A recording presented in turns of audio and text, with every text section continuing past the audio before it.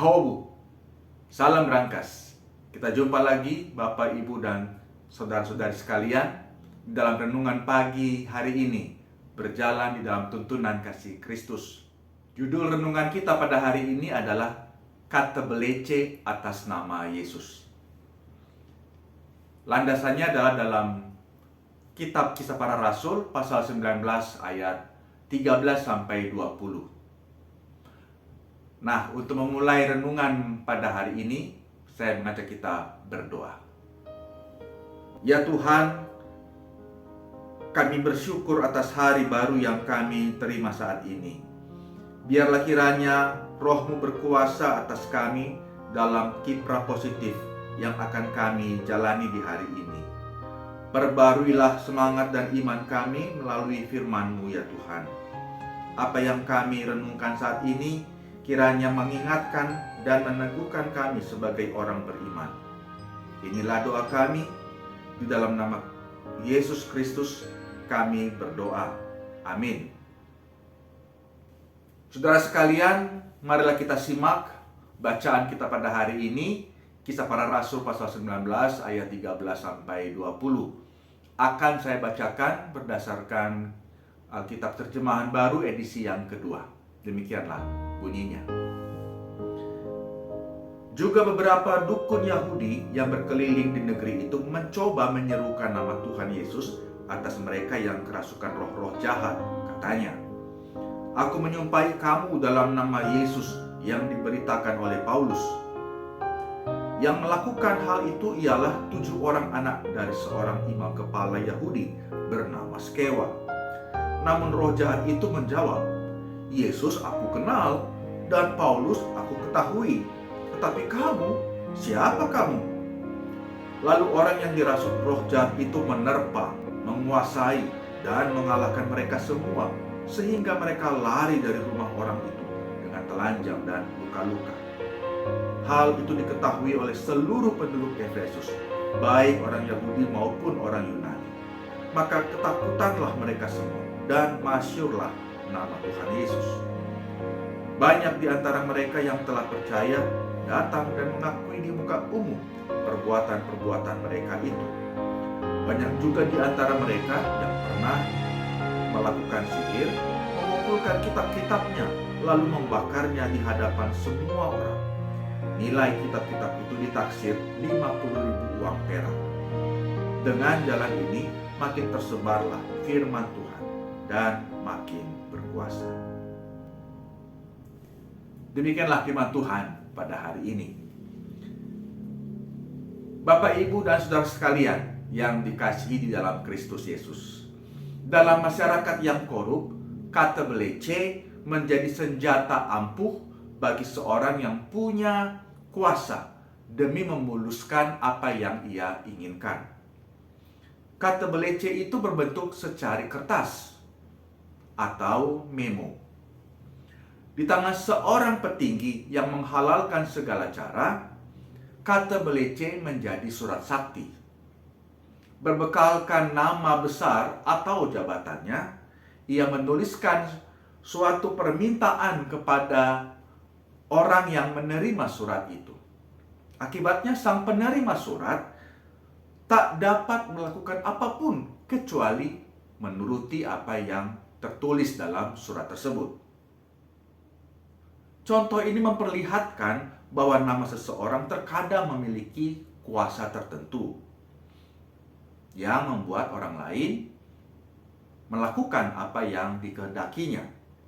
Dalam kasus lain, ketika nama seorang artis atau pesohor diserukan, penggemarnya dapat menjadi sangat histeris.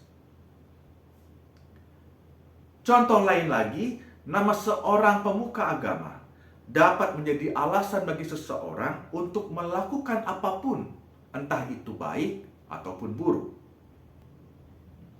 Jadi, dalam berbagai kasus di atas, nama yang disandang oleh seseorang dapat digunakan untuk menekan, menimbulkan euforia, memanipulasi, dan sebagainya. Apakah nama Yesus dapat dimanfaatkan untuk hal semacam itu? dengan sedih dapat dan harus kita katakan, iya. Cerita yang kita baca pada hari ini adalah salah satu buktinya. Anak-anak Skewa, yaitu seorang imam Yahudi pada saat itu, dikenal sebagai dukun atau tukang jampi.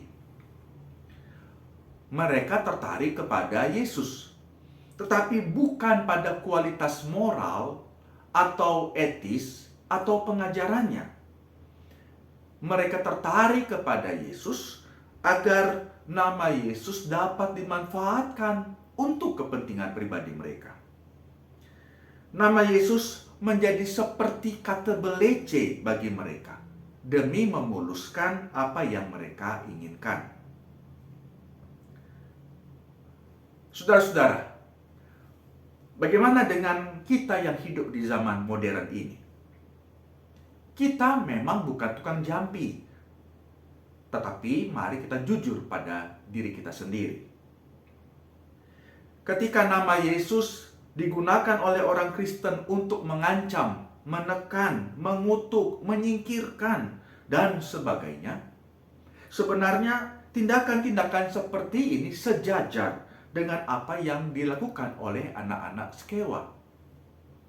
Artinya bahwa kita menggunakan nama Yesus demi kepentingan pribadi kita untuk memuluskan apa yang kita inginkan. Mari kita lihat dari sisi yang lain. Apakah kita menyebut nama Yesus dalam doa kita, tetapi kita malah tidak melakukan atau menaati sebagaimana yang kita panjatkan di dalam doa kita? Apakah kita bernyanyi-nyanyi dan menyebut nama Yesus, lalu tak lama kemudian kita berbohong, mencerca, menggerutu? Atau jangan-jangan kita asik dengan diri kita sendiri, menyenangkan diri kita sendiri, bertindak semau diri kita sendiri, dan tidak ingat dengan orang-orang serumah kita? Kita melupakan nama Yesus dikala kita senang, dan mulai berseru-seru memanggil nama Yesus ketika kita terbaring tak berdaya. Kita seolah percaya nama Yesus itu berkuasa, tetapi hal itu kita lakukan untuk melayani kepentingan diri kita. Apakah itu yang dikehendaki oleh Tuhan? Tentu tidak. Nama Yesus mestilah didudukkan pada tempat yang semestinya. Apa itu? Di dalam nama Yesus kita memberitakan damai sejahtera dan kabar sukacita. Cerita dalam perikop kita pada hari ini diakhiri dengan kisah pendek tentang mereka yang semula merupakan orang-orang yang melayani kuasa kegelapan, tetapi kemudian bertobat. Jadi ketika nama Yesus kita pergunakan, kita kumandangkan, mestilah hal itu kita lakukan bukan untuk kepentingan atau pemuliaan diri sendiri. Dengan kata dan perbuatan, kita mengumandangkan kasih Allah yang amat besar itu bagi saya, bagi Anda, bagi orang-orang di sekitar kita. Jika demikian halnya, tiap orang yang digerakkan oleh Allah akan mendengar nama Yesus dan mereka akan bersyukur oleh karena itu. Tiap kali diperhadapkan dengan nama Yesus, kita akan ditantang oleh pertanyaan. Apa yang Tuhan inginkan untuk aku perbuat pada hari ini? Amin. Kiranya firman hari ini menguatkan kita. Mari kita berdoa. Ya Tuhan, kami mau terus mengingat nama-Mu dan tetap setia bertekun dalam kehendak-Mu. Ajarlah kami memperdengarkan nama-Mu dengan sungguh-sungguh sekaligus bijaksana. Dampingilah kami di tengah segala situasi yang kami hadapi, sambil terus percaya bahwa nama-Mu yang penuh kuasa itu mengarahkan kami untuk tinggal di dalam damai sejahtera-Mu. Dalam nama Yesus Kristus kami berdoa. Amin. Selamat beraktivitas sepanjang hari ini. Kiranya Tuhan anugerahkan kekuatan dan roh hikmat dalam tiap-tiap karya kita.